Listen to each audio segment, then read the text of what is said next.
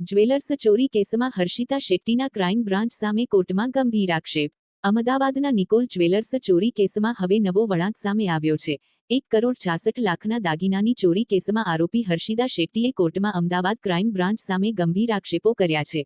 હર્ષિતાનો દાવો છે કે ધરપકડ દરમિયાન નિયમોનું પાલન કરવામાં આવ્યું ન હતું અને મહિલા પોલીસ વિના ચેકિંગ કરાયું હતું. સાથે જ સોનું અને 1 લાખ રૂપિયા પડાવ્યાના પણ આક્ષેપ કરવામાં આવ્યા છે.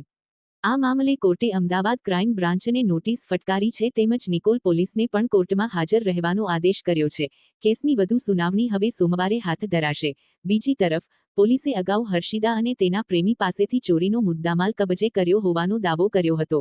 જ્યારે કેસનો મુખ્ય સૂત્રધાર ગણાતો પ્રેમી મયુર માળી હાલ 25 તારીખ સુધી પોલીસ રિમાન્ડ પર છે અને ઉદેપુર નજીક સંતાડાયેલું સોનું શોધવા પોલીસ ટીમ રવાના થઈ હોવાનું સામે આવ્યું છે.